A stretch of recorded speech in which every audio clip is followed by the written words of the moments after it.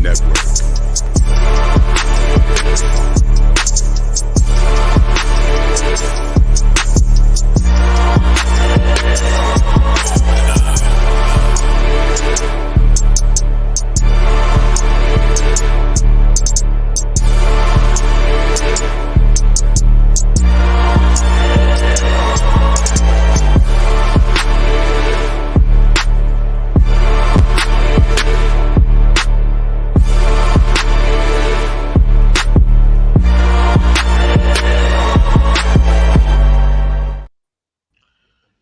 Bring back that beat, DJ. Well, welcome back to the forecast. We are the three cast right now.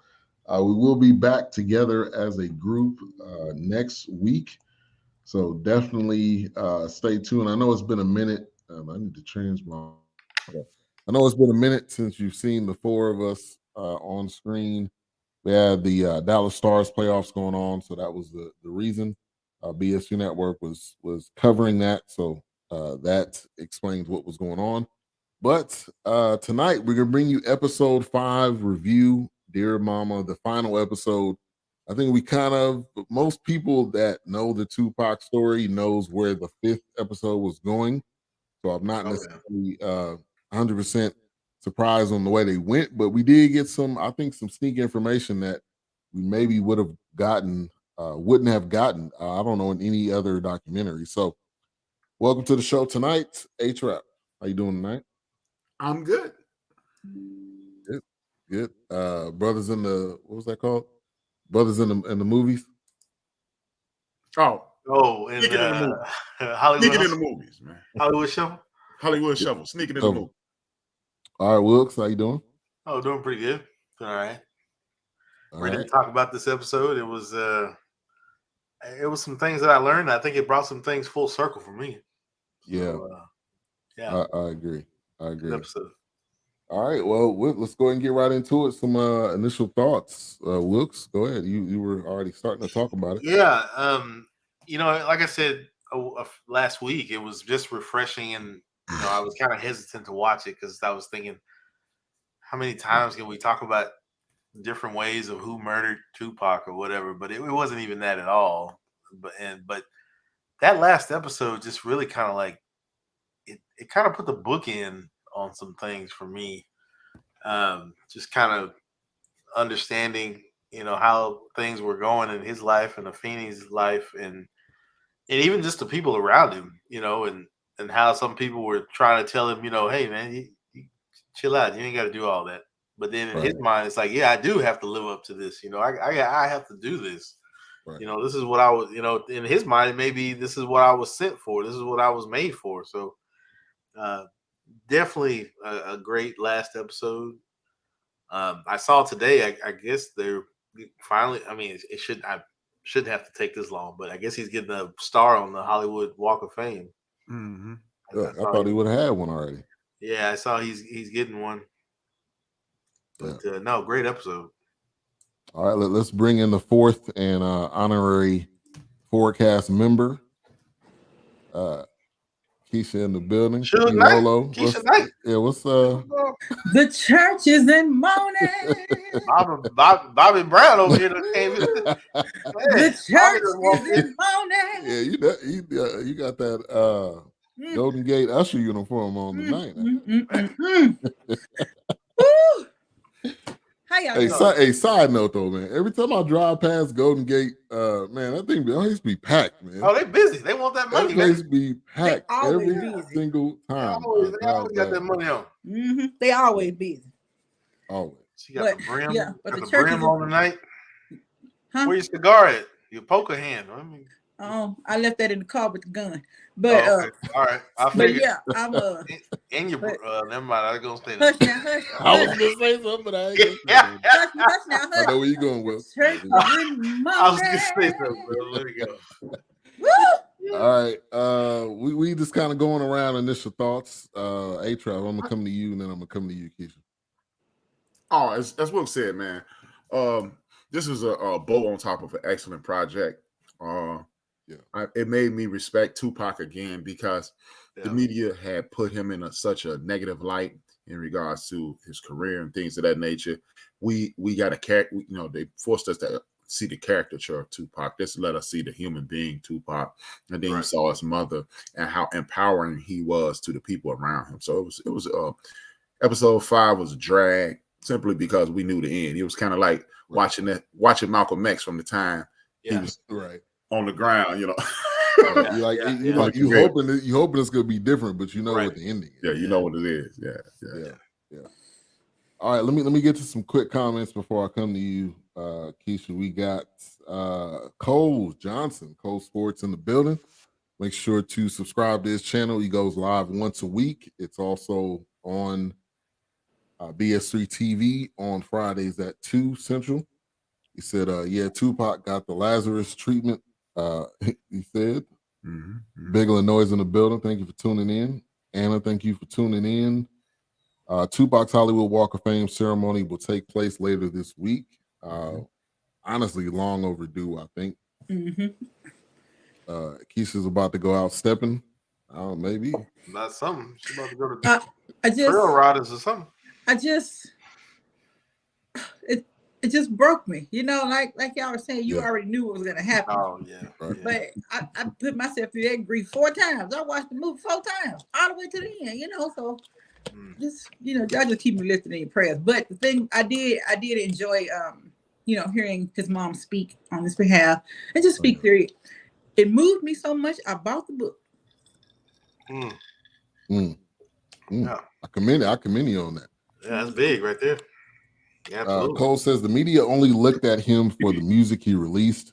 He was a far more layered human being. Yeah, man, the music was really just, that was him expressing himself. But I like the interviews that we've seen, because some of those interviews really showed more of who he was, especially the young Tupac and him in California. You just see his charisma just from the beginning. It wasn't like he was he was trying to be somebody. That's who he was. Theodora, thank you for tuning in. Blue Street. I don't know what that. Arum. What's up, dog? Hey, you can come on, man.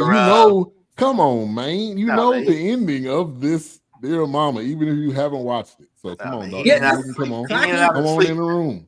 You know what happened. He died, okay? Come on in the room. Come on in the room. All right. Hey, Sister Harper.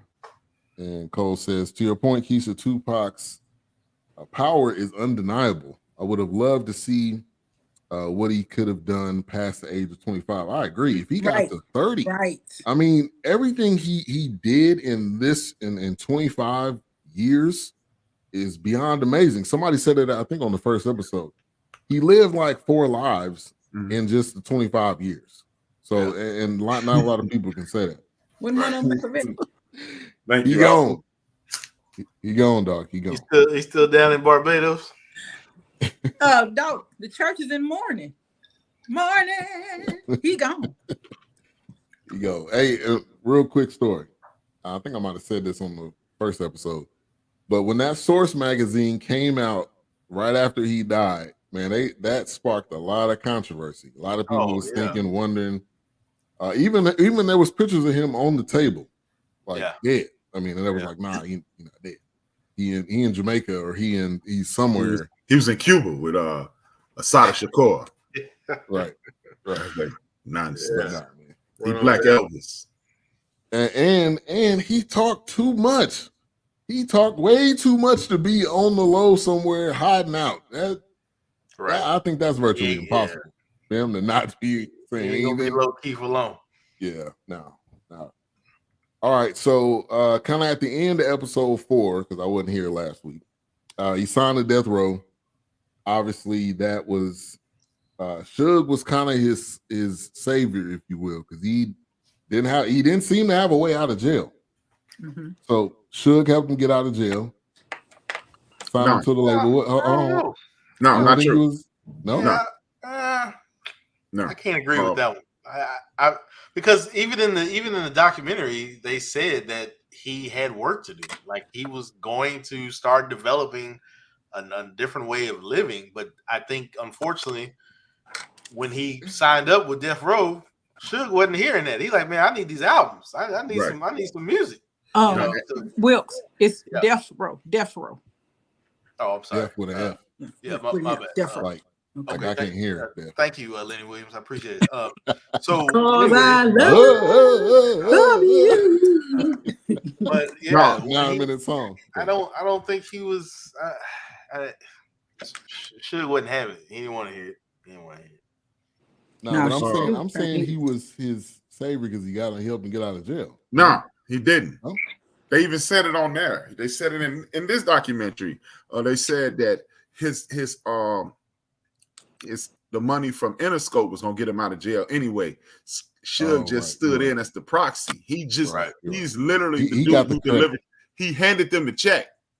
Yeah. And he stood up. He knew the money was coming. So that's why you go there and you pretend to be the savior, because you know if I show up with the check, I'm the superhero. Oh yeah, absolutely. And he was gonna be loyal. Because he had nowhere to go after that. He's a predatorial limit. Oh, what they say? Ben and Keysha, y'all been Sister Proctor, would you please he come did a down deep dive on this, like it said he was supposed to be a pastor robbed by the enemy. He could have been. It probably was a sermon I was sleeping in. I don't remember that.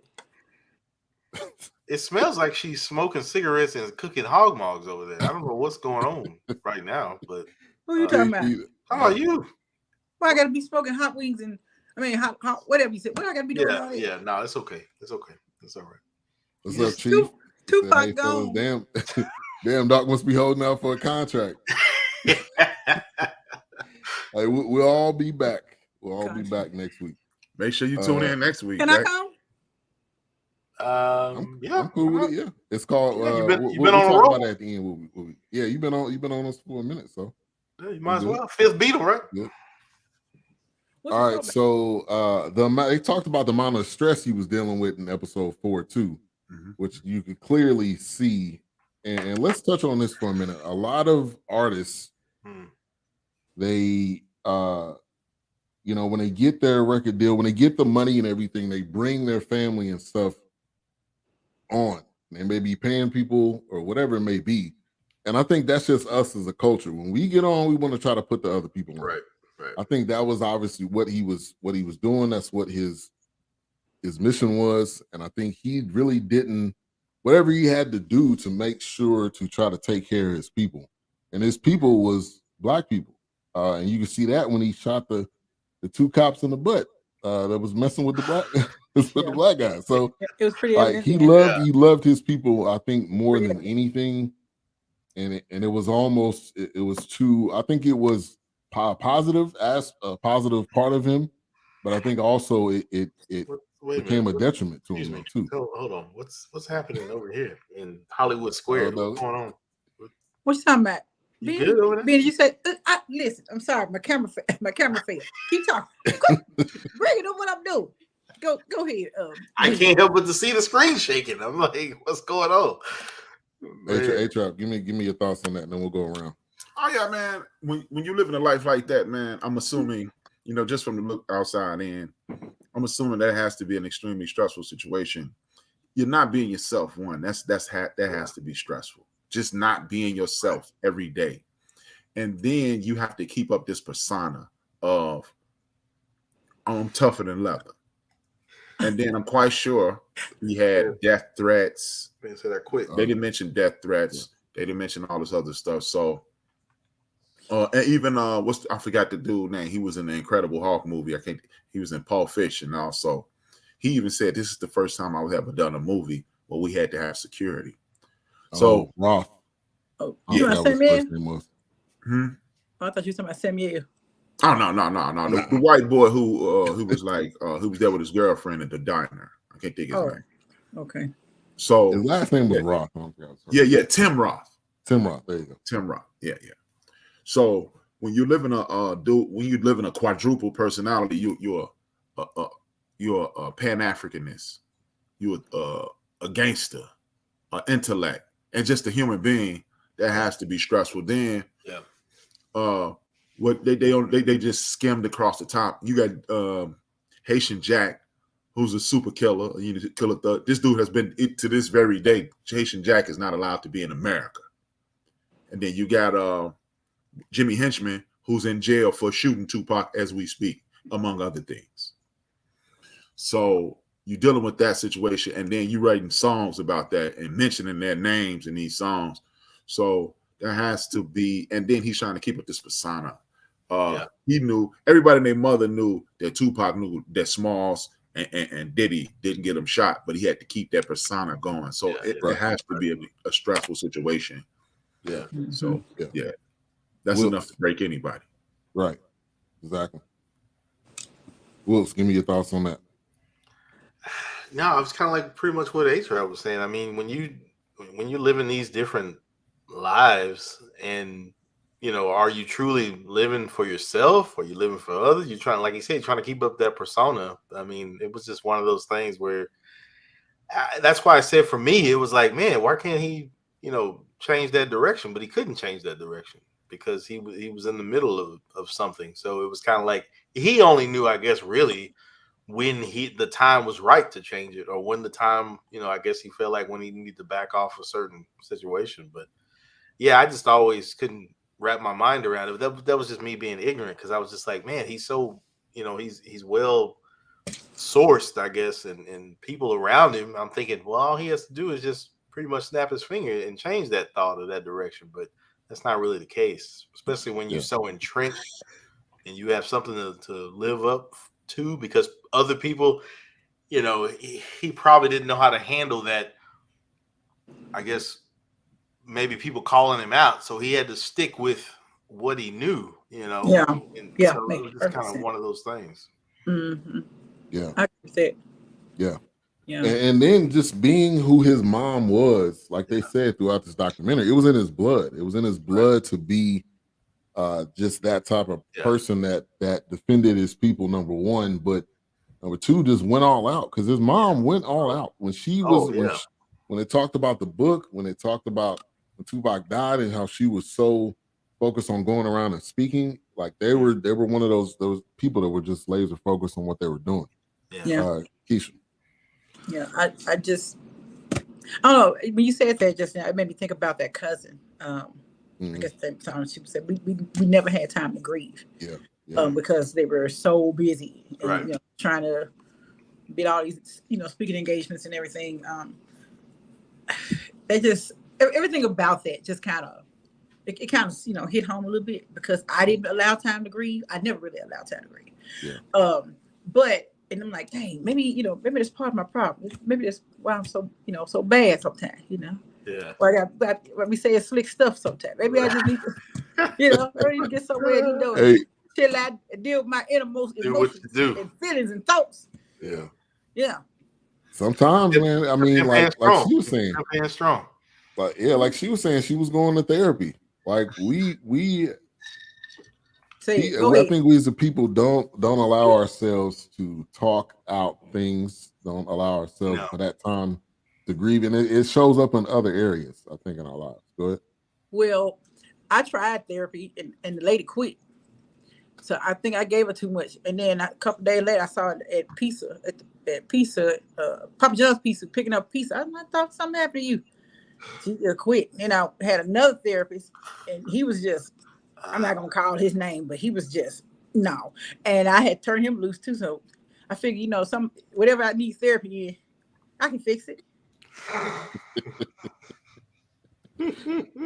You might be just having to find the right one. You need to find a librarian or something, somebody that don't have no interest in you. You want about going home discussing me over dinner? I had this crazy woman. Just find one of the winos at the gas station. He may want me to go buy him something. They'll talk. They'll talk and listen. Now they may not be talking about what you're talking about. Yeah, but they will talk and listen. Though, they will talk. They will. They will express themselves. But I'm gonna head on down to Dolphin Road a little later. Oh yeah, they're right there. They're right there. Yeah, you know if y'all need anything. They're over there.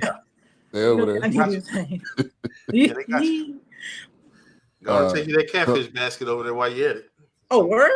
It's gonna be a while. You'll be waiting for a good minute. It'd be fresh though.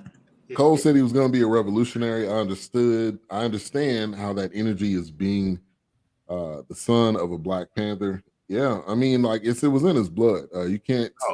You're just charged with wanting to help those. Can you imagine how many exactly meetings he probably seen or been to or overheard? I mean, he just appreciate that. Together we break. Appreciate that. Make sure to follow her on YouTube. I tried therapy and the lady quit. Keysha, therapist destroyed. Yeah, pretty much. That's what I do. Yeah, I got it on a T-shirt. All right. So Afeni went to Clark in 2004. Afeni, not Athena. Sure. Not Afeni. Oh, Afeni. Afeni. Excuse me. She went. I was wondering if I was there when she went to Clark. That was 2004. I think I was there. I just don't remember. I don't remember seeing her, but maybe I happened to be there. I don't remember. But so Jasmine Guy actually wrote the book, which I did not know that. That was very interesting. And her entire part of this documentary, I didn't know how involved she was with the family. I knew there was some type of connection, with Tupac, but I didn't know the connection with the mom as well. Was that something that you guys knew before watching this? I didn't know until like after the death of Tupac, and I think she was interviewed on something, but even then they didn't really go into it. She just mentioned how they were friends, and then even with Jada Pinkett Smith, I didn't realize that they had known each other. And I think it was like she was on a Tonight Show or something, and they had a picture of them at Six Flags or something like that. But they were really young. I don't know if he was starting his music career at the time, but the Jasmine Guy thing, I'd heard of that before, but I didn't know how. Even when she wrote I didn't even know she wrote the books until they showed this. But she sure did age poorly. I had to say that. I'm sorry. You just had to say that. Yeah, she aged. Ooh, she aged bad. Good Lord. Yeah. Hey, when they say black don't crack, they talking about dark skin. They lied. She been no, they talking about dark skin black don't crack. And I talking about light. Wait a minute, you talking about like mocha chocolate like me? Yeah, I'm talking about like you. Yeah. Oh, okay. So the high yellow the lighter persuasion sometimes does not. So light bright up top over there. Sometimes it don't work out all the time. I see. Now, did y'all talk about this? Did you guys talk about Jasmine Guy visiting Tupac in jail? I don't know. I think that was no. I think that was the earlier episodes, though. I thought. Yeah. Mm-hmm. But yeah, I mean, she was involved with him, the person. I don't think from what they were explaining was any type of intimate relationship. It was more so she was her. They were friends. Yeah. She looked out for him. For real. Yeah, go ahead. They dropped on you. I didn't think that anything was. I mean, if it was definitely hush hush. But I mean, it was more of like just kind of a friend of the family kind of thing. She probably making them biscuits. You know how old women be in there making them biscuits. She probably making them biscuits and cutting them up. Just making some drop biscuits with some apple butter. Drop biscuits, some chocolate chip cookies out the roll, Pillsbury roll. He went over and recovered there. Once, twice. He stayed there after he got out of jail. Yeah. So yeah, probably cooked. Yeah, they were making biscuits already. Listen, let me tell you something. Don't do this, please. Don't do this. This is a family. This is a family show. Hey, I know this ain't a family show. What does that mean? What is that? The kids. I just thought I'd say something. Oh, no kids should be watching this show. No, please. At all. And if you are watching this show, get in the bed. Get your mama or daddy and tell them that you shouldn't be watching this. Right. Go ahead, A-Trap. Please turn the show off, please. Yeah, I mean, after watching this, I was thinking Jasmine Guy is the legal definition of friend, because unlike Jada Pinkett has mentioned Tupac. When she going to the bathroom, I'm finna drop a deuce for Tupac. It's always there. But Jasmine, he went to her crib, like Keysha said. He went to her crib after he got shot. He was wounded. He went to your friend's house. Your friend never said a word about this. Your friend wrote your mother's book. Your friend was all clearly, they didn't go in depth about it because she didn't want to be the star of this. I feel as if she said, no, we're not going to talk about me and Tupac's friendship. We're going to talk about Tupac. And which, again, this is the epitome of friendship, because I'm not going to make it about me, because it could have easily been another episode displaying Jasmine and Tupac's and Afeni's relationship, but she kept it about the family, which I totally respect her, even though she aged like fruit. Oh, I wasn't the only one noticed that she had spoiled face. Yeah. Okay. Yeah. And her voice is heavy. She probably been smoking for years. Yeah. But I think her voice was always. I think her voice was always like that. She was just trying to, okey doke with the Whitley voice. I think it was. But she got like rasp in it too. I was just trying to tell the story of Afeni. Like she smoke a pack a day. I mean, I don't know. Maybe he's stressed, man. I don't know. 2 packs. Everybody going through something. All right. Poetic, thank you for tuning in. We appreciate you for coming through on the YouTube side. Make sure to subscribe to her channel. So they did get to the point, which this was also in the Tupac movie, how Tupac wanted his masters.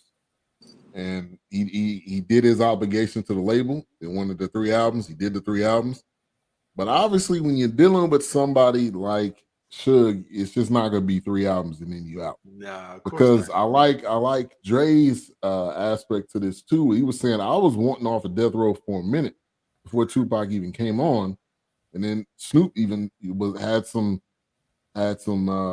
intuitions of what was going on. So I think that's which they did touch on it. I'm glad they brought it up. But what do y'all think would have happened if Tupac would have got his masters and he would have been out from Death Row? J-Trap. Well, it was rumored that they were talking about opening a Death Row East. That was supposed to be Suge's way of keeping him on Death Row. And he's supposed to be working with Eric B and other people. But if he got his masters, I think he did. I think it would have been a delayed reaction to what he was talking about doing. He started talking about doing movies, writing movies, directing movies. He would have taken off. He'd have become a freedom fighter. He'd have been a community activist. He'd have did the things that his mother inspired him and directed him to do. But like most people, when you pushing hundreds of millions of dollars in somebody's face, Suge Knight's gonna try to take advantage of that. And he saw the loyalty in Tupac, so he exploited it. Yeah, he used it to his advantage. I mean, and he did I ain't gonna lie, he did a hell of a job with it. I mean, because and that goes back to the loyalty. Tupac was loyal to you if you were loyal to him, if you looked out for him. Now in retrospect, obviously he wasn't truly loyal to him. He more so wanted what he can give him. But yeah, and Cole says Suge was going to always hang over Tupac's head. I'm the one that got your freedom back. Yeah, yeah, exactly. Yeah. I wish he did get his masters back because Suge was just a terrible person. Hey, do y'all believe he gave Eazy-E the AIDS? I don't know about believe that. Hey, that's been a rumor for a while. I'm pretty sure I wouldn't got it. So like he done gave Eazy-E the AIDS. I mean, what more? How much more wronger? And I know it's not word. Could he be? Yeah. And then they had Snoop in the back of the plane, hold up like this with a knife in his hand. We can sleep with one eye open. Right. I mean, that was a telltale story. Right. Get out. I mean, get out. Like the movie. Yeah, exactly. And now he owns the company. Right. Going full circle. Real round of applause, man, for Snoop. Just to get the label back, and he cussing out Suge, he in jail. Now, if Suge get out at any point in time, I don't know. He in a wheelchair? What are you gonna do? I don't know. I'm trying to tell you, he gonna want them, but somewhere to sit down. Be some furniture moving around. I think Suge Knight is the biggest diabetic ankle. I think Suge Knight as a tough guy is overrated. What? Yeah, I mean, what? Go ahead, H-Rap. I'm sorry. I don't know. I mean, he's just a big dude. He like like I've had this conversation several times. He a pit bull. Very diabetic. Oh, I love you too, baby girl. Yeah. He just. I mean, think about it, man. This dude, he used to get a group of people to beat you up. You ain't never heard about Suge Knight whooping nobody. He would always have a gang of people beating him up. Right. I looked at him like I said, a pit bull. If you walking down the street and it was a dog coming at you, you stomp at the dog, right? See if the dog, scary dog, then you'll make your next move. You wouldn't stomp at a pit bull. Why? Because it's a pit bull. Because you like, he might be scary, but it's a scary pit bull is a wolf. And Suge Knight, 6'5", 300 pounds, 350 pounds. You don't really want to fight that guy. But a lot of that stuff start wearing off. Next thing you know, you hear him get knocked out in Brooklyn. You heard him get knocked out on 21st Street here in Chicago. You heard when people start being scared, they start knocking him out. So that's why I said, nah, man. Well, he probably never jumped in the fight because Will said he had diabetic ankle. He does have diabetic ankles. Plus, he knew people. Like to your point, A-Trap. I don't know. Now there was a scene in Straight Outta Compton where he beat some dude up, and I don't know if that dude. I don't know. Somebody took his parking space or something. It was like a parking attendant. Yeah, it wasn't like it was, space. Him squaring up with somebody for real. It was more like him just being a bully. I think that's probably the best word to put him. He tried that today. Somebody gonna just shoot him. They ain't gonna ask no questions. Ain't no. And we not just doing fists. I mean, no, they ain't got time for bullshit. Pick up a chair. They gonna shoot his ass. I ain't never seen no dude that all the scary dudes that I know, you never know that they supposed to be that scary. Right. And this is Cole's comment to your point, A-Trap. Our pit bulls are not as scary as you think. Mm-hmm. Yeah. Funniest dogs in the world. They make horrible watchdogs. My daughter has a pit, a blue one, and Doobie Doo is very sweet. Oh yeah. Yeah, I think it's just the I had pits with no problem. I think it's just the people who certain perception. The perception and the media created like pit bulls are the most dangerous dog. Suge Knight. Yeah. Suge did a big red move on somebody. My office hours from 9 to 5. Hey, we had to do that. We had to do that as a throwback. And then think about it, man. When you look at Suge Knight, right? He ain't never run up on nobody, man. I mean, he's not going up on Master. You never heard of it. Yeah. He ain't never run up on Jay Prince. He ain't run up on Luther Campbell. And these dudes who have reputations, he know better. He ain't gonna run. Yeah, and Snoop went to No Limit. Yeah, right. So if he really wanted something, he could have went. He could have went there. And look at it this way: Suge didn't even run up on Puff Daddy, man. He know better. Right. He know better. What I'm saying. That's what I'm saying. I mean, he's just a big enough dude that you really don't want to fight. But if you mess around and fight him, you might knock him out. It's real. It's easy to be tough with 14 bloods standing behind you. Right. True. Mm-hmm. All right. So the whole thing going to Vegas.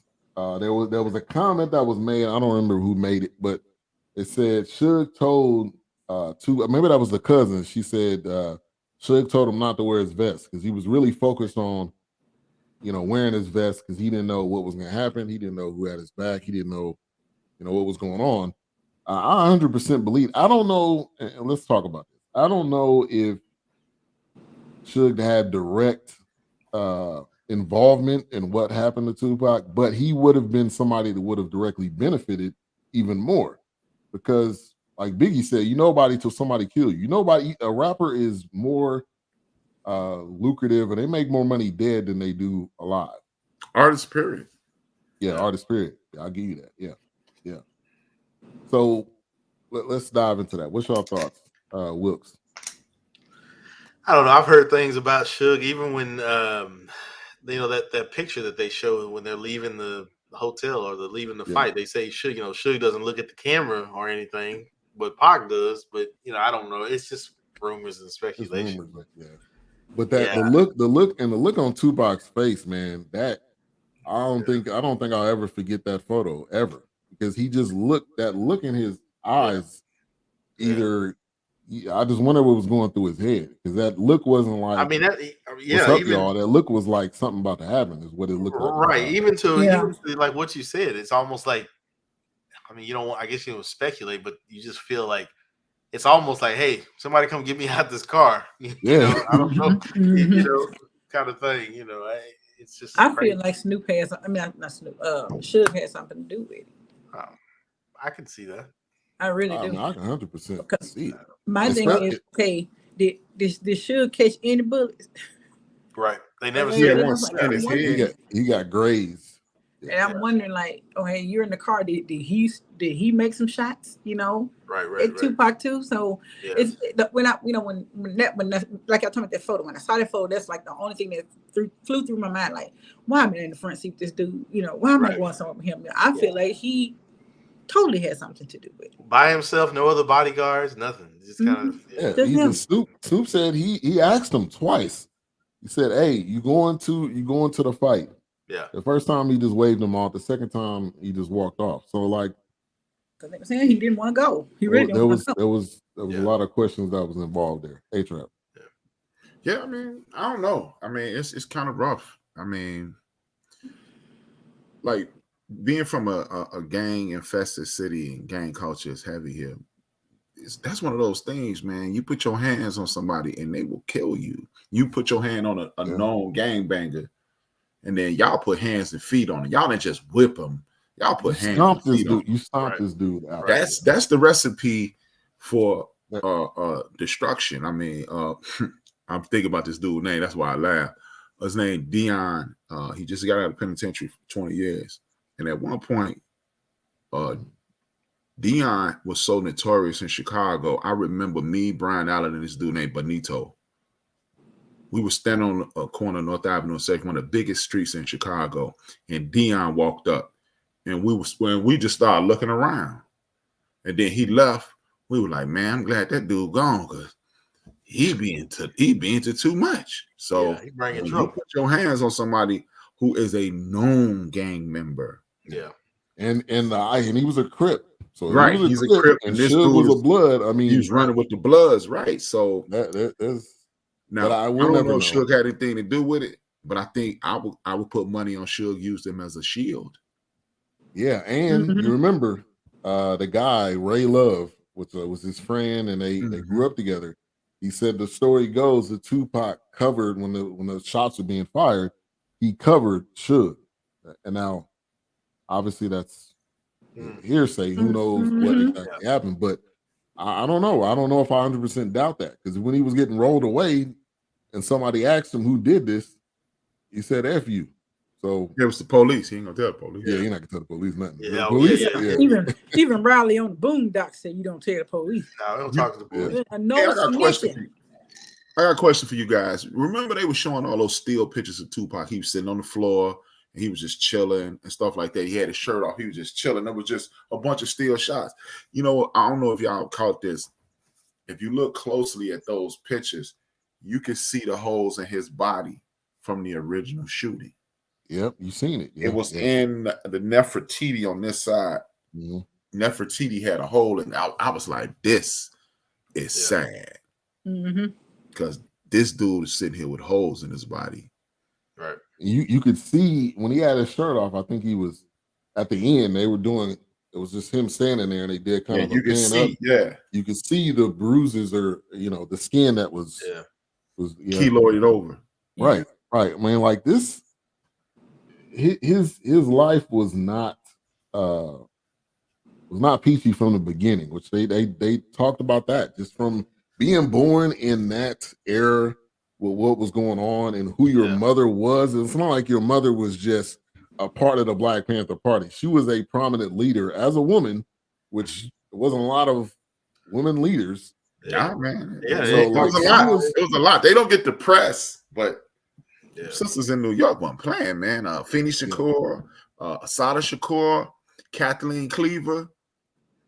Hey, man, I bet you if you can go in a time machine, Those white men who was messing with the Panthers, they let all them brothers out of jail and just deal with them talking brothers, them talking educated brothers. Because Kathleen and Afeni and all those sisters, they were talking about blowing things up. They ain't no more talking with them. Right. And that's why they let Afeni out.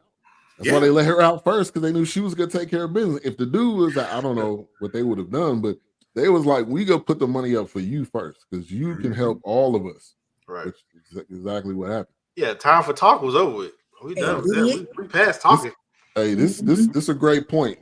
Parallel to what Diddy with Biggie. Now, you've heard that one. I don't know. We'll never know. But again, who would have benefited most? It would have been Diddy. But I don't think it's a benefit for Biggie or Diddy or Knight, especially Knight. Knight can't afford. Think about it, man. Tupac died and Death Row died right with him. Right. Because then everybody left. Yeah. There was nothing else to do on Death Row. It was over. Now Diddy has taken off. He's taken off. Didn't he have Michelle left on? But he was stomping her ears together. Yeah. He was beating her to sleep. Stomping her ears together. I ain't never heard that before. It's a horrible documentary, a little movie Michelle A got on Netflix. I wouldn't watch it at gunpoint again. But if 25% of that stuff she was telling is right, Suge and Dre are the two biggest punks in LA. Dre, according to her, Dre took a shot at her. Yeah, they was on some sucker stuff, man. No, you're right. Death Row was dead, and Bad Boy definitely, but and Diddy had more acts on the label too. He had 112, he had Faith, he had Total, he had. And he was signing. He had more of a label. I think Death Row was essentially a lot of rappers that were good rappers, but and the NC, everybody always say, man, Diddy got him killed, but people don't realize Smalls had his own label with Entertainment with and guess who was signed to the label? Diddy. Really? He was writing an album for Diddy. He turned his publishing over to Diddy for $200,000 to start Entertainment. Then he turned around, created Entertainment, and signed Diddy and wrote his rhymes. Because when you got publishing, if I make a song, you get the money. But if I write the song, I get the money. He was writing for C's, he was writing for Kim. He understood the game. So I don't think Diddy is as bad as he is. Diddy is a bad individual in regards to, I think he's just a trash individual for still using the same contracts and music that George Clinton got screwed over on. All those people from the 60s and the 70s, y'all still using that contract against people in our community. I think that makes him a trash individual. But in regards to a businessman and a mogul, I think he was killing it. And people say, hey man, Diddy was cheating people. And then everybody, I look at it this way, and y'all can respond, please. Who blew up after they left Diddy? What was that you say? Who blew up after they left Bad Boy? Nobody. Not Mace, nobody really. Nobody. Mary J. Blige is the only person who was up under Diddy who left and became the show. But also that was on Uptown under. No, I'm just saying she was rolling with Diddy from the word go.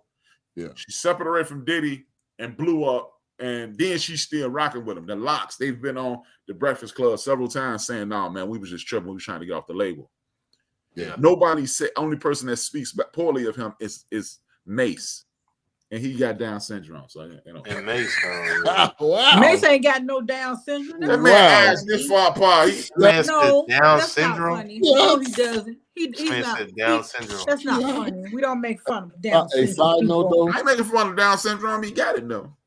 No, he doesn't. A side note: him and Cameron's podcast is hilarious, man. If y'all haven't seen It Is What It Is, not at gunpoint, son. Have you watched it? No, I'm not watching that. It's not real sports. It's not real sports talk. I'll tell you that right now. But it is hilarious though, because they just be talking. I'm not watching that. Now, Special your Ed point, podcast. Wow. Special Ed podcast. So your point with the Diddy contract. Are you starring in it? Whoa. That's what we're doing, huh? That's what we're doing. What were you saying, Ben? Huh? What were you saying, Ben? Anyway, the point, A-Trap, you're talking about with the Diddy contracts, it's a two-way street. At some point, we cannot just sign papers because Diddy gave it to you. Like, and there was a history with this too. So at some point, we have to get someone, I don't care who it is, maybe your mama, maybe a lawyer, maybe someone that you know, to look at the contract. Because 9 times out of 10, Diddy's gonna screw you over, which it had to have been known. Look at those TV shows he had. It had to have been known that this was what Diddy did. So for Mace to come out and say, "Well, this is what happened," like, come on, man, you were like, he was one of the last artists, really, to probably sign to besides his girlfriends and stuff like that. That would, eventually. Girlfriend. Who's his girlfriend? I'm talking about Diddy, Kim Carter? Cassie. I mean, he had all these girls that were signed. They was his girlfriend, so I don't know if they really count. I wouldn't. But yeah, at some point we gotta. Now, Diddy is wrong for presenting the contract, but also we gotta read the damn contract. Right. It's bad boys, man. I ain't read no contracts, man. Bad boys. Right. Yeah, take that. You said pictures. Who blew up after Diddy? Keith Sweat. No. Don't do that. Nobody. Don't do that. Diddy benefited the most out of everyone with Bad Boys. He knew how to strike when iron was hot. He was definitely good at dropping one hit of quitters, man. When he had Craig Mack, when that came out, All About the Benjamins, like that was an opportunity.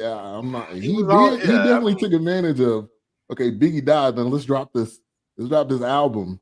Right, it had a lot of great tracks on it too. Craig Mack was hot before Smalls. Who was that? Craig Mack. Craig Mack was the feature. Yeah. Before Biggie blew up. Yeah. Yeah, he said Down syndrome. Yeah, he said that. He do. Thank you for tuning in. Carmel, she said, "Hey everyone, new to this. How are you doing? Appreciate you for tuning in." How's it going?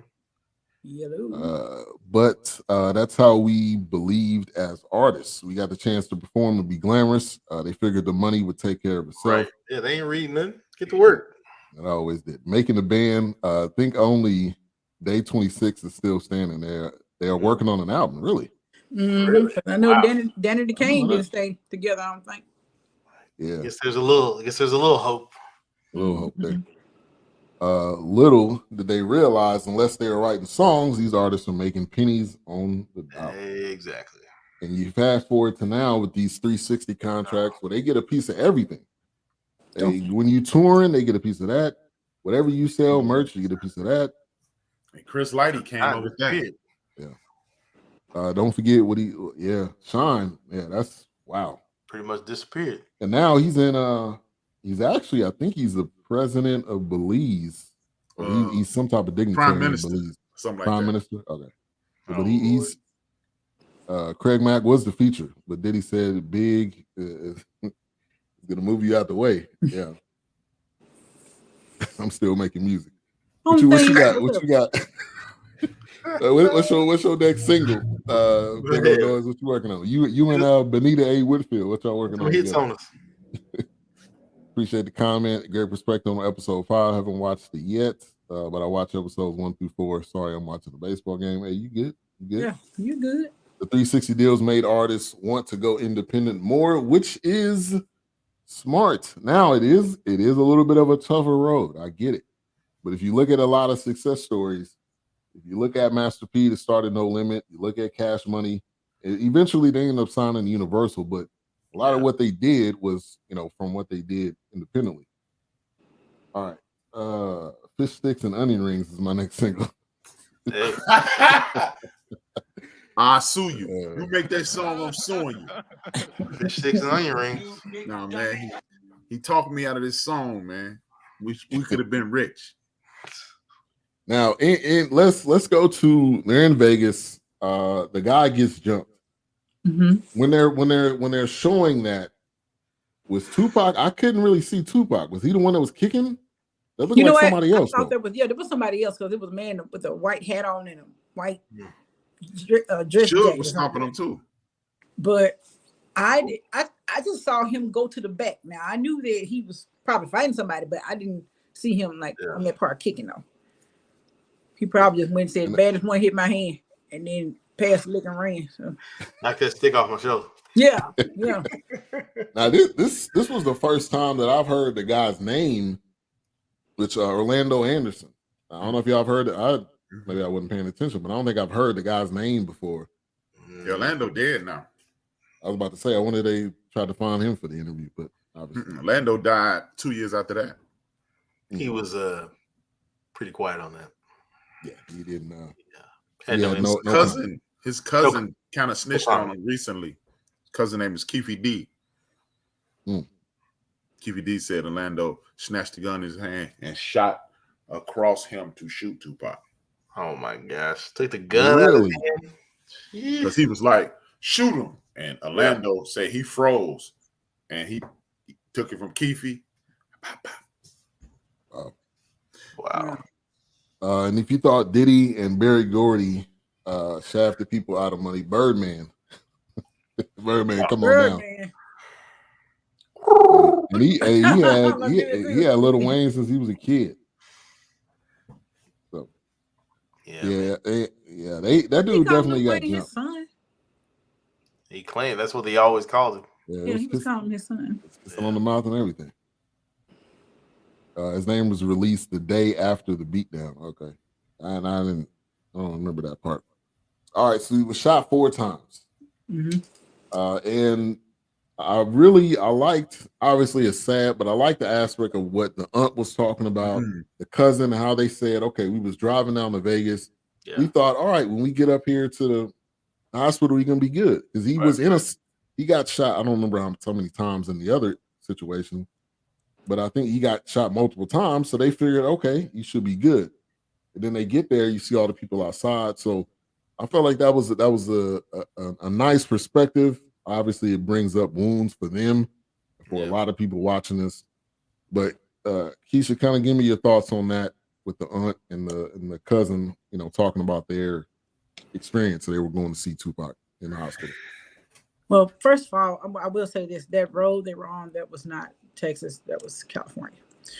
That they were driving there. I just won't put that out there. But I mean, I would hate that. You know what I mean? Like you go to go check on your loved one, and then you get there, and everybody is already there. Doing here? Like, what y'all doing here? I would have been in my feelings about that. Yeah. Oh, I'm sure. And I did like the fact that they, after they decided to take him off life support, there were men there that ran with his mom to go jump in that in that minivan so she can just get away. I wouldn't have been happy about that. Yeah. And to see all the people outside, I mean, that probably would have been a potential sign that, hey, people crying, people running around, like that was, and which they talked about. Tupac was people's pastor. There were people's motivation to continue going. And I think when obviously with him being gone, that obviously affected a lot of people. You can see it with people outside. A-Trap. Yeah, man, I think, was just looking at that portion. As Keysha said, it was heartbreaking because we as a society, we don't look at these people as people. Oh man, that's my guy, Tupac. I rock with Tupac. But meanwhile, as his aunt said, bunch of people, children get killed in the streets. But you've never thought about the entire world. Like we talk about Tamir Rice, we talk about sister that the police killed. But we never think about their parents. Right. The days after, the months after, the years after. Yeah, absolutely. Yeah. I mean, to the day she died, I bet you that contributed to her heart condition. The stress, like I'm sure. That was hard, man. And we don't pay attention to that. We just, oh man, Michael Jackson, oh man, Tupac, oh man, Biggie. You know, how would you like to walk down the street every time you turn your head, somebody talking about your dead child? Like, that has to be painful, man. And I was looking at that and I was like, man, and she still was riding for the people. Yeah. And she still went on because she could have. I mean, she could have just moved somewhere and never came outside again. She would have definitely had the right to do that. You think she came outside much on that houseboat? No, you're right. She just chilled there. Yeah, you're right. That on that she was just hoping that dock she was on was where what Otis Redding wrote sitting on the dock. That was beautiful. Hey, that was a great fact. That was a good fact right there. But I mean, she continued on. I'm sure she definitely had that time. She continued on speaking, encouraging, and I mean that goes to just show the strength of her as a woman, as a person. Wilkes, want to give any thoughts on that? Yeah, there was one thing that stood out to me when they said after he had, I don't know. Well, not really. I guess after he died, I guess just kind of in the moment of what was going on, they had to pack up and leave the house because then they realized he didn't own the house. Yeah. So it was just like, we got to go. Like, we got to get out of here. You know, it's kind of like, you know, unfortunately, it's like maybe they felt like things were caving in at that moment, but it's like now you're trying to balance things. I've lost my son. I've lost my nephew. I've lost a friend. And like you said, and to Keysha's point, it's like you show up, like, what, you know, I kind of feel a certain way. All these people are already here. What's going on? You know, what's happening? And then we speeding off because now they want to try to interview us. It's like, I got nothing to talk about. I mean, I just lost my son, you know. Right. So yeah, man, that just it's like, you know, you're watching it and you just hope for a different outcome every time you see it, and it's like you know what the end is, but it's pretty heavy. And it was 6 months apart. Yeah, you're right, between Pac and Biggie. And so let's talk about where we were when we heard the news. I know I was at like not a summer camp, but it was like a. If you're in a summer camp during September, man, you're supposed to be in school, man. I know I'm supposed to be in school. It wasn't a summer camp. It was like a retreat or something like that. Oh, school, or whatever. So we riding back from like San Bernardino. So those that may not know, that's like 4 to 6 hours or something from the Bay Area where I was, and we were riding in that van, and they said it on the radio. We were all just kind of shook because Tupac was definitely, especially on the West Coast, he was definitely one of the best at that time, for sure. So that's where I was. Keysha. Now, when did he get up out of here again? What year? 96. 90. You remember the date? It was September 13th, wasn't it? September 13th. Okay. Dee Dee was 9 months old. So I was probably at home taking care of her. Wow. And I was in I don't even know if my ex-husband was there or not, but I was at home with my baby. Yeah. Hey, Trap. It's probably at work. I think I was at work. It's like I did what Keysha did. My son was just turned 3. He turned 3 1996, September 9th. So I was probably at work. I used to work at this place at that time, Vanru Credit Corporation. And I do, like I said last week, I remember this dude, Lewis Walton. I couldn't remember his name. But Lewis Walton walked in. Me and my man Nolan sitting next to each other. We gonna get y'all back. Tupac died. I'm like, what? And it was unreal because we thought, man, Pac got killed. He really gonna act a fool now. And then a week later, he was gone. It was like, wow. Yeah. We all thought he would live, and then Yeah. I mean, what he survived before, you're like, all right. And he was on the ground giving the middle finger. Oh yeah, we definitely thought he was. Absolutely. Yeah. All right, Whoops. I was in the 10th grade in high school. I was. I want to rub that in for all the old people, but I was. All the elderly, yeah. Yeah. Well, 10th grade. With love, Keysha. With love, baby. 10th grade. You little wankster. Where'd you But, go to school? And of course, what's that? Where'd you go to school? South Carolina? No, it was Wilmer Hutchins. Oh, you should have kept that out. Okay. You asked. I mean, you asked. I mean. Okay. All right. Well, can I finish? Of course. Okay. Yeah, proceed. Well, thank you. Appreciate it. But of course, when it happened, all the girls were going crazy in the halls. They were tearing up, and it was, the girls were very touched. And of course, it was crazy around school because we were like, "What?" Like, nah, because we heard he had been shot, but we were like, "Okay, right. well, yeah. The expectation was he was going to be good." Yeah, right. It's kind of like, oh, he'll bounce back. He'll overcome it, or how bad it was. But no, So it was getting crazy. ready for English class, English too. We were all late because we were in the hallway. We were in the hallway. Yeah. The teachers probably didn't understand. It was like, the teachers didn't understand what we did. Yeah, no, we were late to class because we too busy. Yeah. Man, it was pretty somber. It was pretty crazy. I'll never forget that one. I mean, it's like, wow, I didn't think I'd hear that. Yeah. Now, strange enough, though, I can't tell you, even though when Biggie got killed, I was on my way to the 11th grade, but I don't remember anybody's reaction from that, though. Yeah, I don't either. It wasn't as big as Tupac's passing. I mean, I don't want to sound insensitive, but I don't remember anybody reacting. You're just young. Like the way they did. I think he got less of a reaction because Smalls died the same day. He got shot and died. Yeah. Mm-hmm.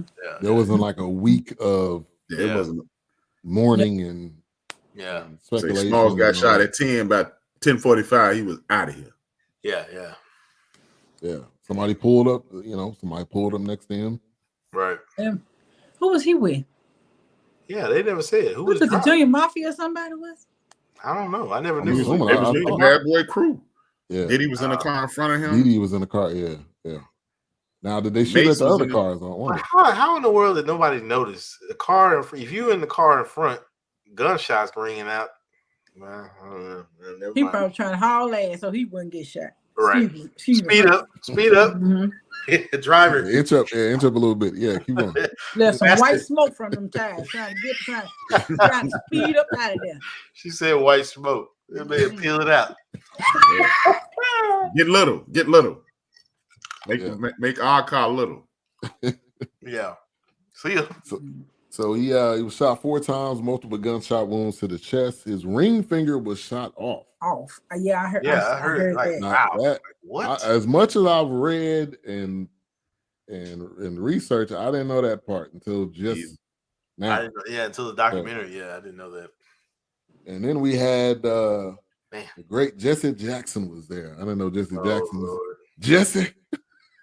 He don't seem to go over too well with some of the performers. Jesse. Yeah. No, but Jesse introduced Isaac Hayes back in what was that, Brian, 70 something? Oh, he did. Introduced Isaac Hayes, gave him a great introduction. He came Black Moses or Black Jesus, whatever, came out of there and all that gold. And then the connection. The connection they talked about when Jesse was running for, he was running for president. President? Was that okay? President. And there was a benefit where Tupac acted in Raising in the Sun. So you rewind back to that, and then Jesse being there again. That was an interesting connection. I didn't know either. Yeah. But so there, I think people thought, well, Tupac just happened to end up acting. Like, nah, he's been an actor since he was a kid. It was just that he finally got some opportunity to do some big time roles. Be honest with you, he happened to start rapping. That's a good point. You're right, because he was in drama club and he was doing a lot. Yeah, right about that. He kind of opened up to the teacher a little bit. Yeah, before they had to move to. Yep. That's exactly what we're talking about. The Isaac Hayes concert. Yeah. Mm-hmm. Tupac went to performing art school in high school. Yeah, he did. Yeah, he did. And they talked about how his fashion, and anybody that was interviewed just said he was different. He wasn't like the rest of the crew. He wasn't like the rest of the pack. And You know, I think when mentally he was different too, obviously, because what he experienced. You know, I was kind of thinking of what A-Trap had mentioned before. Like, you know, you take these programs out of the schools, but it's kind of like in Tupac's mind, he realized if he moved away from that, that was kind of grounding for him. Mm-hmm. You know, because he could do that without judgment. I guess he kind of Mhm. felt like, you know, maybe from prying eyes. You know, like, hey, I got a passion for this, but I don't really know how to express it to some people because they'll just make fun of me. You know, Yeah. Yeah. but Mhm. I felt, you know, like the teachers, like that teacher said, you know, he's like Mhm. he could kind of tell, you know, when he was having the movie, he said how he just kind of left, you know, and I think Tupac probably sensed that too. Like this is my passion right here. Yeah. I'm moving to somewhere else I have no idea about, you know, Mhm. and it kind of got away. But then, of course, he started making movies, but Yeah. he enjoyed the arts. Yeah. One of the things I really enjoyed about this again is we got to know who Tupac was. We found out we weren't looking at Pac, we were looking at Tupac Shakur. Tupac. Yeah, And, yeah. I think they learned how to separate the entertainer from the mm-hmm. human being, like who he really was, like what he does in his downtime. Does he have downtime? What he enjoy, you know, away from the camera, away from Mm-hmm. people Mm-hmm. that even the most intimate people that close to him, you know, it's like they don't know who I am when I'm in my downtime, my alone time, you know. Right. Mm-hmm. Well, because on Juice to his comment, he told them man everything he didn't give an F about. And he was like that. Yeah. Yeah, pretty much. So it wasn't much. It was different, but Yeah. not much. He was very outspoken. He told you Oh, yeah. what was on his mind. Oh, absolutely. Even when in the beginning when he was at some type of meeting and the lady was like, please don't cuss your man. He was like, oh y'all mother. And I'm gonna talk loud. That's the next thing he said. And I'm sorry about that. But all y'all y'all need to know what I'm saying. Right. Go ahead. But like you said, it was in him. I was just agreeing with them. Okay. Tupac's interviews to me was the most riveting thing about him. I agree, man. Like you got to see him sharing his thoughts, and that's what he was truly sharing how he felt. You know, some people say, I'm gonna tell you like it is, I'm gonna keep it real. That's how he was at all times.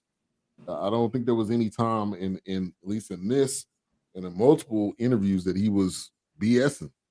And I think also the aspect that I did like was Shock G and him, because him sharing his perspective and how he felt, and that was from an older documentary. And rest in peace to Shock G too. Yeah.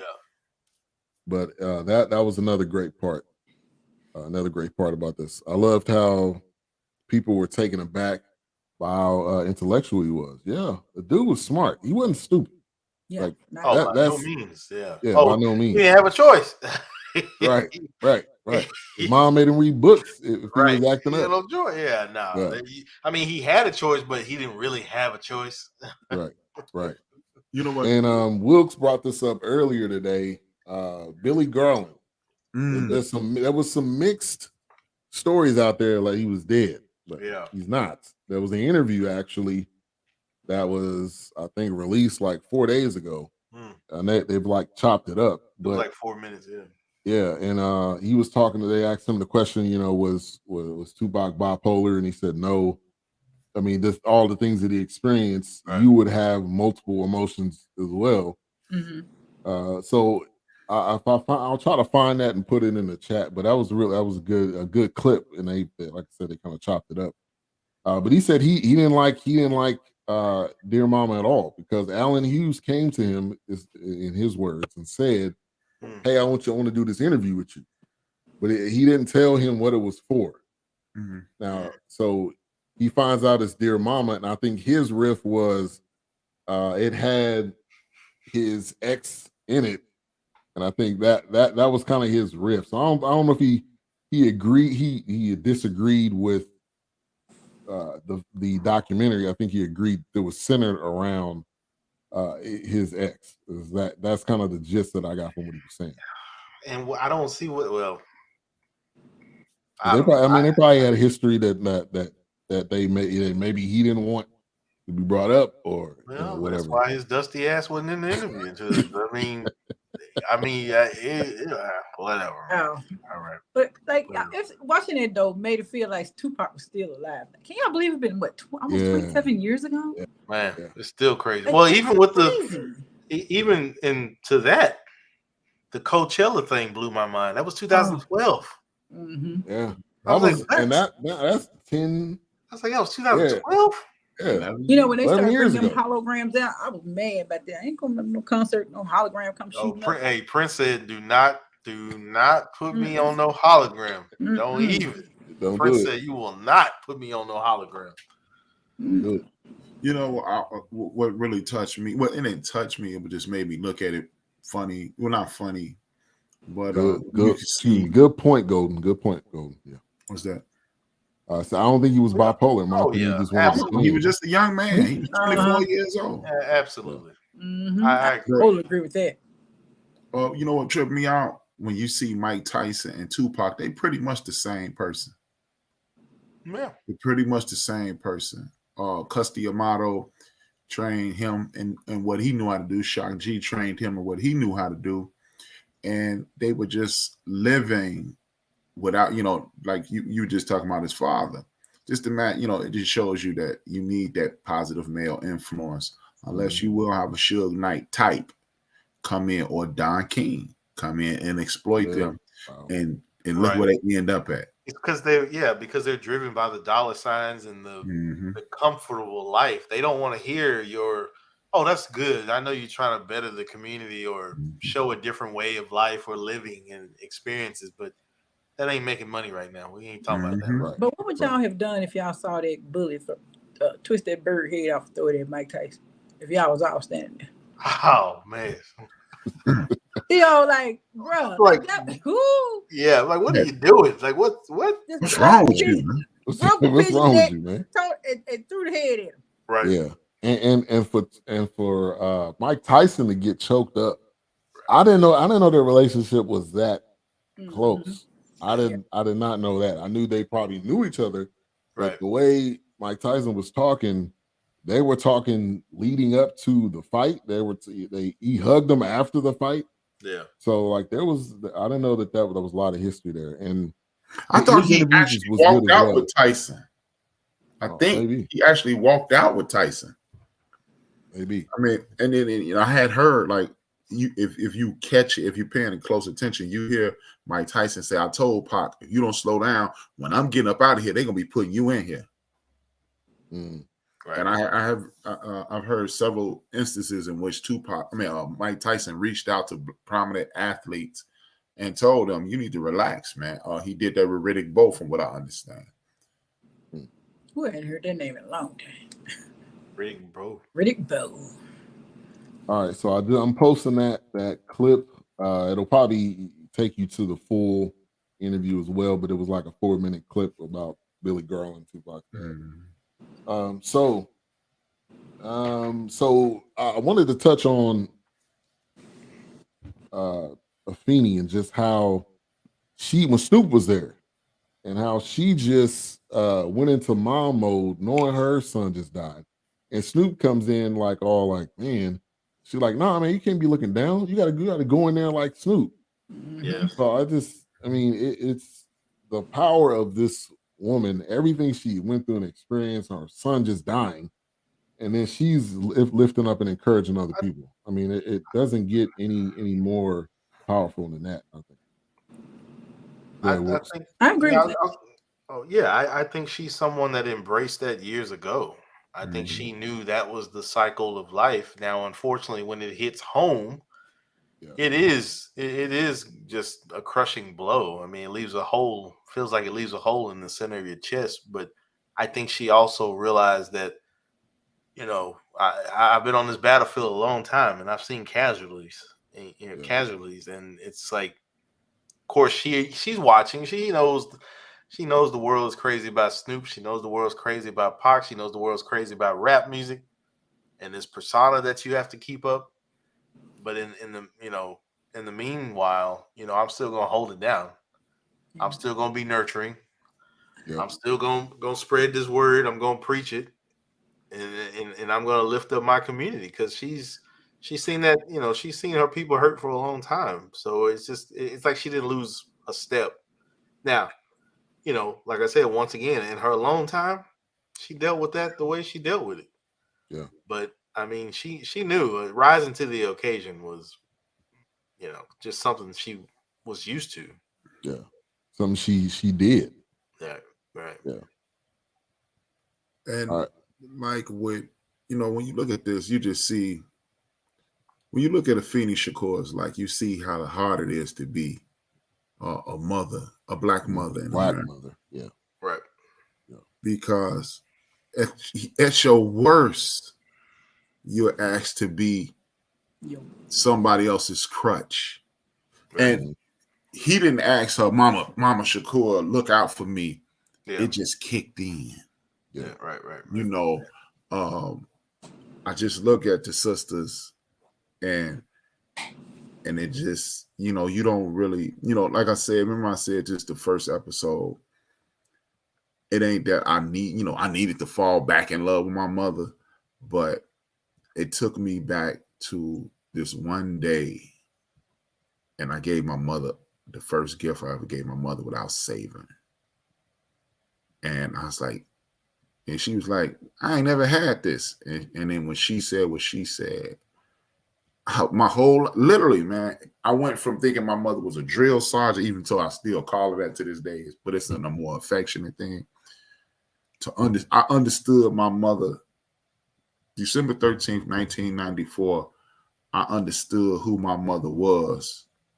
In that moment when she said, I never had that. You thought they bought, she literally said this to me. She said, you think that I was buying Get a Kid and they gave it adult free? And all the times my mother told me no in my life, I realized she wasn't saying no. She was saying, I can't afford this. But because of who she was, my mother was no. And it was like, oh, she tripping. And all that she tripping disappeared. And I'm looking at Afeni Shakur's chair of Snoop Dogg. I'm looking at Afeni Shakur in these talk shows, uplifting other people. And absolutely. I mean, that's why I said she be never the best person you can be. It was in her. Yeah, I think she answered the call. Who knows how long ago? I mean, it was just in her to do it, and as she went on, she crafted that thing which she embraced. It was just, like I said, it was another breath for her. It was just easy, just like, this is nothing.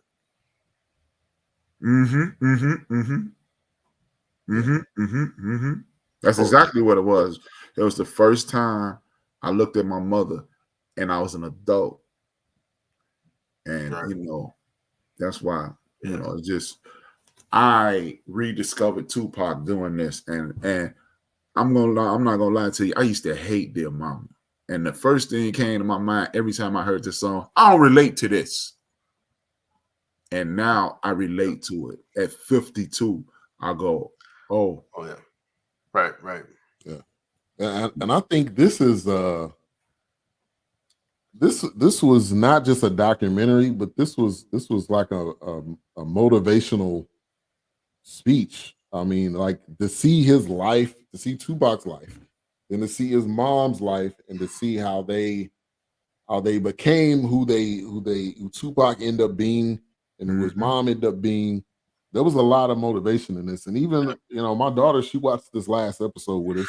Obviously, got language and stuff, but I'm like, she needs to know who Tupac is. Absolutely. She needs to know who he was, not what maybe somebody may tell her or what she may hear from somewhere else. Like, this is a story that we need to know, and our kids need to know, because they weren't just two people. They impacted the world. They impacted culture, period. So want to throw that in. No, absolutely. Keysha, you want to add anything? You don't mute.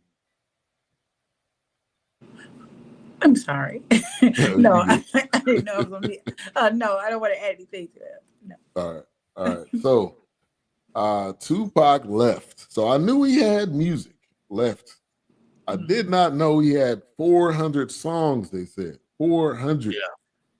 Like, and that goes back to that goes back to the schedule. The guy that was, I don't remember his name, but he did one of his videos, and somebody told him, man, I can't do the video.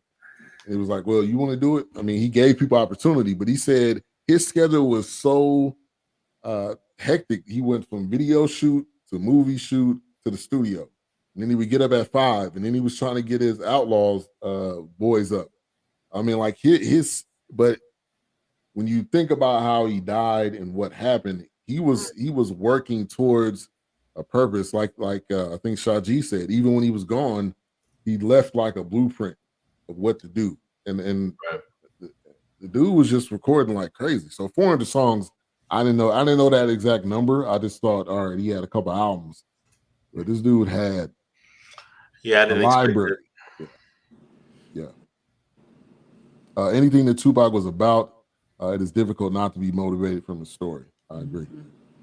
Dude recorded 8 songs every recording session, in which they talked about that, how he was different because I think they were saying he just stayed in the booth and they would just play another beat and he would rap. They would play another beat. He didn't come out and listen to it. He just went in. Man, before we close out the show, can we play a Gangsta Party, please? We can, but it will be copyrighted though. Tupac, huh? I said we can play it, but it'll be copyright. So we don't own it. Oh, okay. So I can probably play it. Unfortunately, they'll pull. Maybe I can play it on my ALEXA. Wow. All right. He tell producers after he finished one song, throwing the beat on, and I got something for it. 2 America's Most Wanted. Why? Hey, ain't nothing but a gangsta pie. Yeah. and I wanted to talk about that interview when Tupac was just talking, and then they put the camera on Snoop, and Snoop was like, "Yeah, I ain't really got nothing to say." Or he was kind of looking down, like, "Nah, man, I ain't got nothing to say, man." He was like, "Hey, man, we ain't gonna be quiet, man. I gotta go." But it was good seeing the young Snoop too, man. And it was. You forget. People forget that he was on trial. People forget that he had a case. People, that wasn't living during that time forget what these guys went through, what Snoop went through, and that's so why he was probably like, I'm good. I don't need to be on death row involved in all this. I don't need to be going to jail. But didn't he write a song about that? That's what the most wanted. Yeah. But then one of these 7, but also too, but the 2 most wanted. That's where that also came back from. Because at the same time, Snoop was still dealing with the case. He was like, "Man, I still got a case pending." Right. Yeah, 2 America's Most Wanted. That's just that and California Love. Can we play California Love? Hey, man, I remember that coming on the radio. And me putting the tape in and recording that. Man, that song. Yeah. That and then one, even the video, because the video was based on Mad Max. On the Thunderdome. Yeah. That's what it was. That's true. I was like, okay, I just saw the Tina Turner video. I'm like, okay, got it. Okay. It was based on that. That's where they kind of got the inspiration from. A song that changed. I got changed on was "To Live and Die in L.A." I liked the song, but for whatever reason, when I saw that video, I liked it even more. Yeah. I was supposed to be the girl in the part of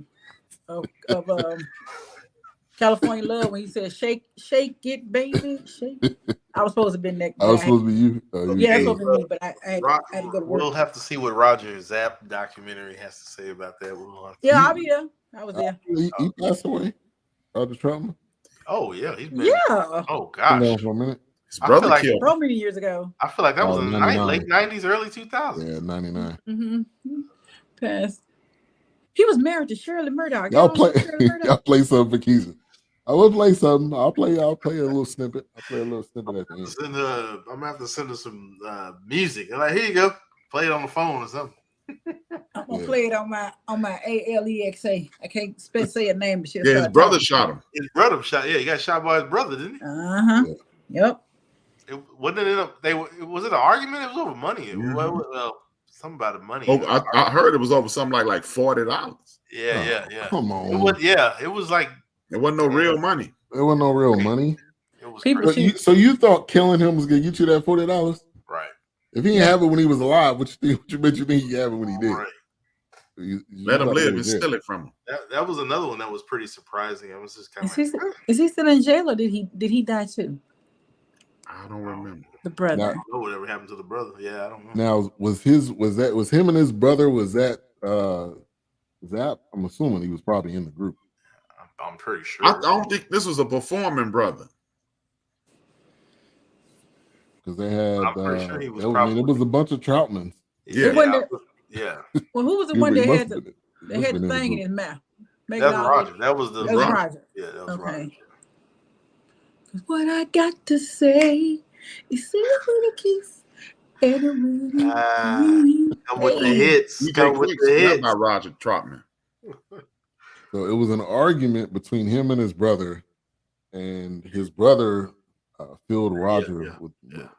He wasn't trying to hear it, man. He wasn't trying to. I need that $40, man. Right. I need it. All right. So For the boom boom room. Don't do this. don't do this. not tonight, Cletus. Come on, Cletus. Praise Come on. boom, boom, boom. I'm just saying, Oh. man. It's for the boom boom room. So I appreciated Ray Love. I mean, which he was in every episode, but I appreciated him so much at the end when he was taking care of Afeni. It seems like, I don't know if he was living there, but it seemed like he was coming to visit, giving her a medication. And just that touching moment at the end, just him sharing, like, went to go get the medicine, came back, she was gone. Like, that was a powerful moment. And that just shows the impact that Tupac had on his friends, that his friend would take care of his mom until the very end. Yeah, I think I think it goes back to that nurturing, that Black Panther, that it's just that movement, that revolutionary, it's like this is what it has been. This is what it was just kind of used to. So everybody kind of honed, well, not everybody, but I guess those that were close, they just kind of honed in on it. They picked it up. It's like, you care for me and I care for you, and then it's kind of continued. Yeah. So she passed away May 2nd, 2016. So rest in peace to her.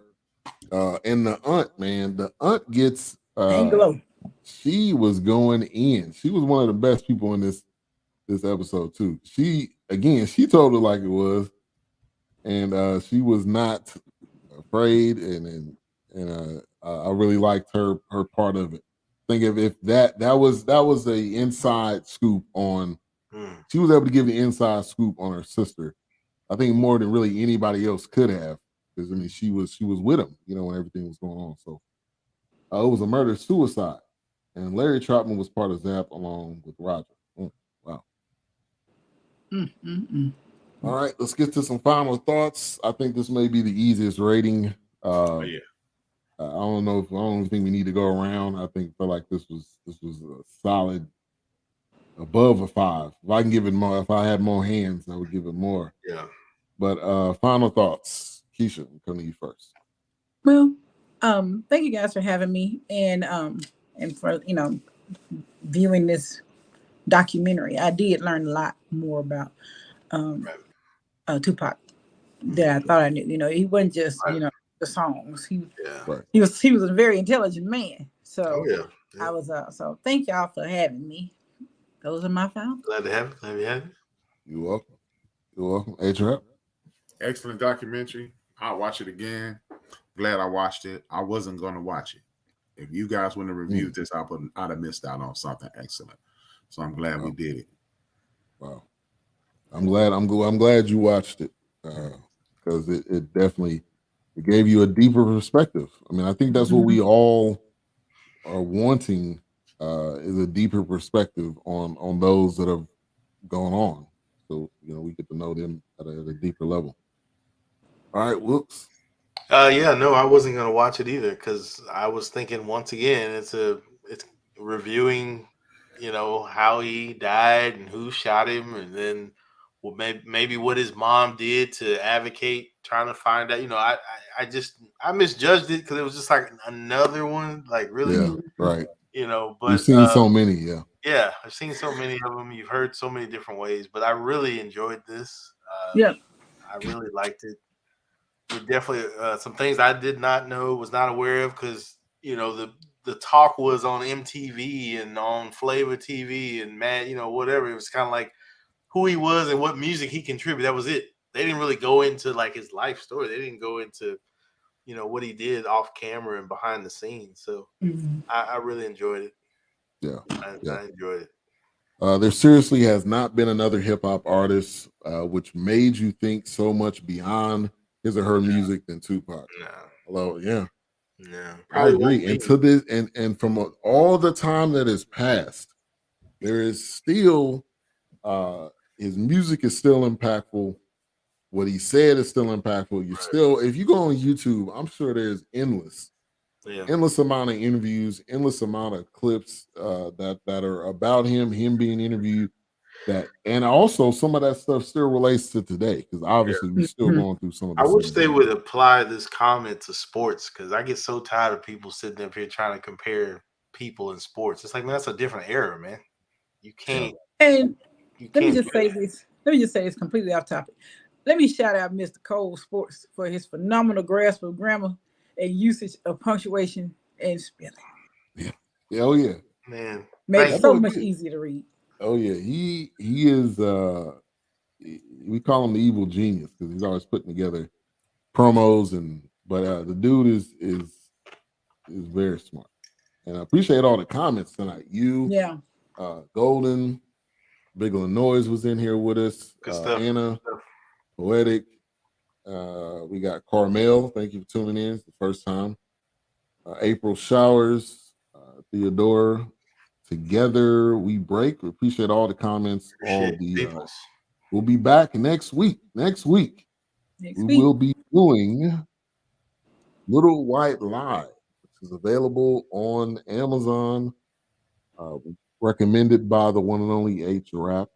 And so we know this is going to be a good one. And this is right around the time of Juneteenth. So it'll be on the 12th. And definitely come back. It's on, like I said, it's on Amazon.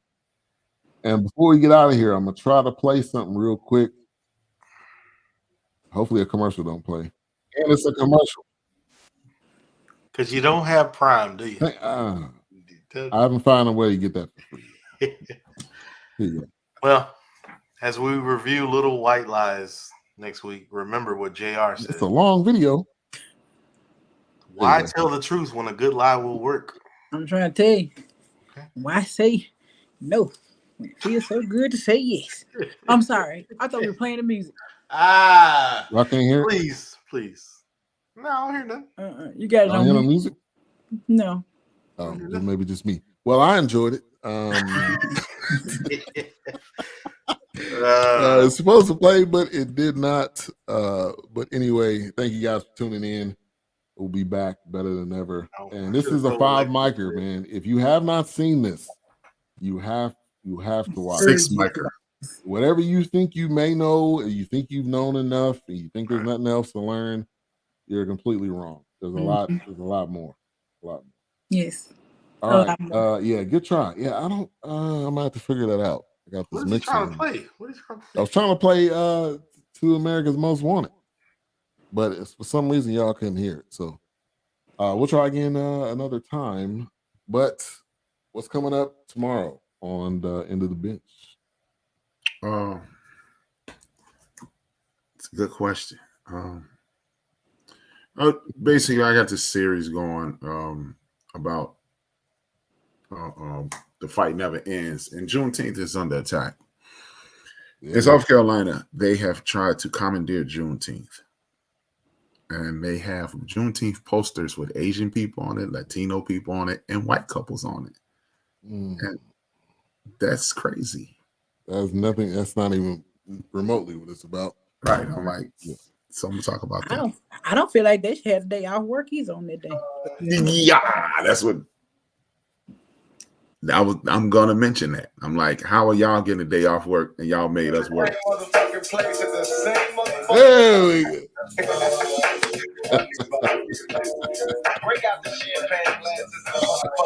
Hey, Nothing but a gangster part. ain't nothing but gangster part.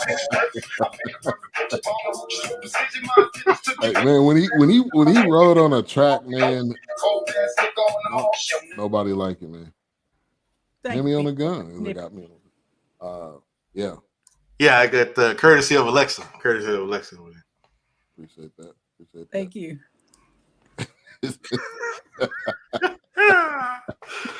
Hey. All right. Anything else, A-Trap? I know you were. It's a couple other things, but that's something that really bothers me. You're gonna commandeer a holiday, you know. I don't see, like, last month was this month is Pride Month. They ain't commandeering that. Last month was Asian Pacific Islander Month. Ain't nobody commandeering that. But as soon as we get our joint, everybody want to get in on it. And it's like, nah. Yeah, because we be celebrating Cinco de Mayo and enjoying July 4th off and all them days, and not with the white family on it. And we be down on Lower Greenville drinking the green beer with the Irish on St. Patrick's Day. Right. Hey, if it's an opportunity for us to party, we can do it, man. I don't care what. But you won't see no black leprechauns. But they try to party like us, though. Well, hey, if you go to that town that the leprechaun was in the tree. Yeah, so I ain't touching that. I am not touching that. That was one of the funniest things on earth, though, man.